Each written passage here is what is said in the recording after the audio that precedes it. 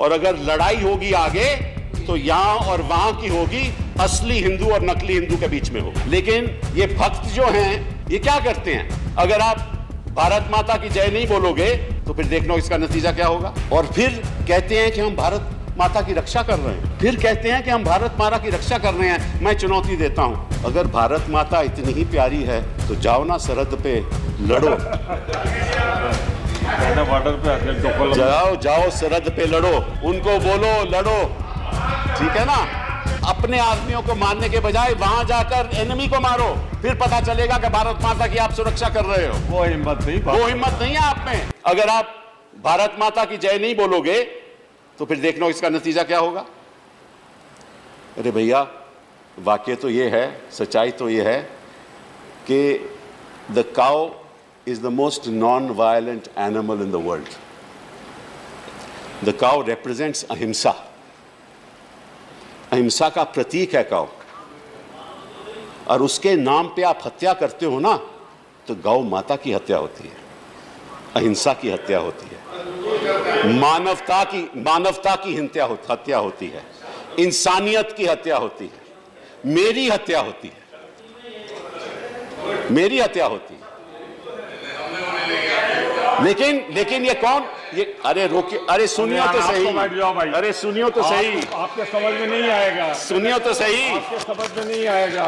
मैं तो खुलेआम कहना चाहता हूं कि जो भी इंसान ऐसी हरकत करता है, खुलेआम करता है, वो कोई पुलिसमैन नहीं है, वो कोई अधिकारी नहीं है, वो एक नॉन ऑफिशियल सलवा जुदम जैसे लोग हैं जो अपने आप तय करते हैं कि कानून क्या है और कानून को कैसे लागू करना। जिसकी हत्या हुई उसने कोई कानून का उल्लंघन नहीं किया, या तो किसी गाय को ट्रक में ले जा रहा था, उसको उतार कर उसकी हत्या करनी, या किसी को जीप से बांधकर और उसको बांधकर जीप से बांधकर उसकी हत्या करनी। बताइए, ये तो एक बुज़दिल का ही काम हो सकता है, ये तो कावड़ ही कर सकता है कोई कि किसी को बांध के उसको मारो। और फिर कहते हैं कि हम भारत माता की रक्षा कर रहे हैं, फिर कहते हैं कि हम भारत माता की रक्षा कर रहे हैं। मैं चुनौती देता हूं, अगर भारत माता इतनी ही प्यारी है तो जाओ ना सरहद पे लड़ो। बॉर्डर पे जाओ सरहद पे लड़ो, जाओ सरहद पे लड़ो, उनको बोलो लड़ो, ठीक है ना। वो जो भारत माता की, प्लीज नो प्लीज, भारत माता की जो हत्या कर रहा है सरहद पे, किसी अपने आदमियों को मारने के बजाय वहां जाकर एनिमी को मारो, फिर पता चलेगा कि भारत माता की आप सुरक्षा कर रहे हो। वो हिम्मत नहीं है आप में तो इतना है कि उसको जीप से बांधकर फिर उसको मारोगे आप कहते हैं कि आपका इससे कोई लेना देना नहीं, आप कहते हैं कि ये तो विजिलेंटेज हैं, इसका बीजेपी से क्या लेना देना। लेकिन मैं आपको वीएचपी का बयान बताता हूं। वीएचपी ने अनाउंस किया है कि गौ रक्षक के मामले में हम एक धर्म योद्धा, होली वॉरियर्स को रिक्रूट करेंगे। वीएचपी का बयान है, और आप कहते हैं कि आपको कुछ लेना देना नहीं है। ये तो आप ही के लोग हैं। और साथ में ये भी कहते हैं कि वी विल इक्विप गौ रक्षक। तो किससे, कैसे इक्विप करोगे? और प्रधानमंत्री जी कैसे कहते हैं कि रात को ये कुछ और है और दिन में कुछ और है? उनका बयान रात को कुछ और है और दिन में कुछ और है, ये तो हम मान सकते हैं। लेकिन ये कैसे कह सकते हैं कि रात को कुछ और करते हैं और दिन में और करते हैं? इनको मालूम है कि आप ही के वीएचपी के लोग ये काम करते हैं, धर्म योद्धा। और अलीगढ़ में सारी डिस्ट्रिक्ट्स में इन्होंने तय किया है कि हम धर्म योद्धा खड़े करेंगे, आर्मी खड़े करेंगे। और मैं आपको एक और बात बता दूं कि लगभग 2700 गौ रक्षक सेना आज 14 प्रदेशों में काम कर रही है। 2700, और ये कहते हैं ये सब रिलीजियस सोल्जर्स हैं, धर्म के सोल्जर्स हैं, और ये रिक्रूट कर किए जा रहे हैं वीएचपी के द्वारा। और इनमें कौन ट्रेनिंग दे रहा है, किसको ट्रेनिंग दे रहा है, कैसे ट्रेनिंग दी जा रही है? Bajrang Dal.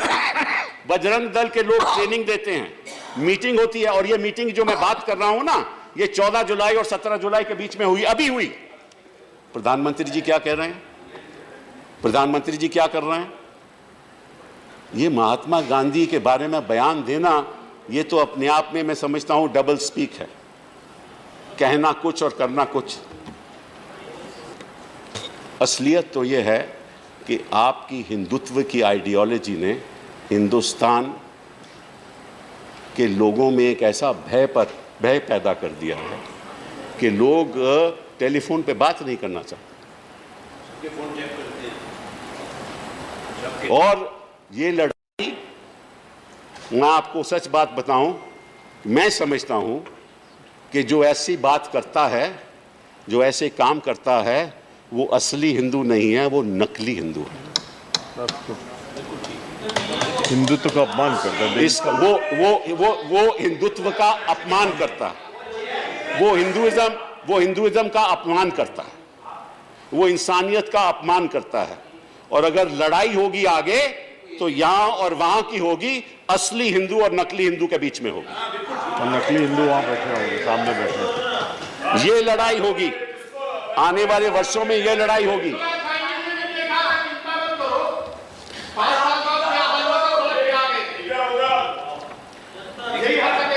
Okay, please. Okay. Yes, yes. मैं आपसे पूछना चाहता हूं, Kapil ji, please. Kapil ji, don't be carried away by them, please. मैं Because आपसे your time पूछना is चाहता limited. हूं, Kapil ji, your time is limited, so please. मैं आपसे पूछना चाहता हूं कि जो इस तरह की लिंचिंग करता है, क्या वो हिंदू है? नहीं, इस तरह से मारपीट करता है, क्या वो हिंदू है? You need not ask. वो हिंदू नहीं है। असलियत तो ये है, बैठिए। असलियत तो ये है कि हिंदुस्तान बैठिए। के इतिहास में सबसे Address the ज्यादा chair. ऐसे हत्याएं You हुई please address the 2017 में हुई।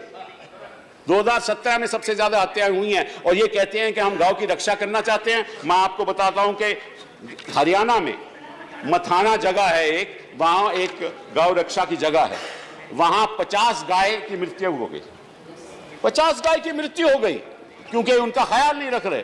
और जो गाय को सालाना मिलना चाहिए वो 600 रुपया है, हर गाय को 600 रुपया है। और ये कितना देते हैं? 150 रुपए। मतलब कि जो सरकार है वो भी गाय को जो देना चाहिए वो भी पैसा खा जाती है। ये इनकी सरकार। और ये कहते हैं कि गाय के प्रति ये इंसान को मारने को तैयार है। ये कौन सी राजनीति हो रही है? आपको सोचना चाहिए। देखिए, इसमें कोई असलियत तो ये है, इस देश में अगर हिंसा का वातावरण रहेगा तो ना तो कोई यहाँ इन्वेस्टमेंट आएगी, कोई इन्वेस्टमेंट नहीं आएगी। और लोग सोचेंगे कि यहाँ मालूम नहीं कब हमारी गाड़ी रोक ली जाए और कब हमारे साथ कोई ऐसा बदसलूकी हो। ये असलियत है।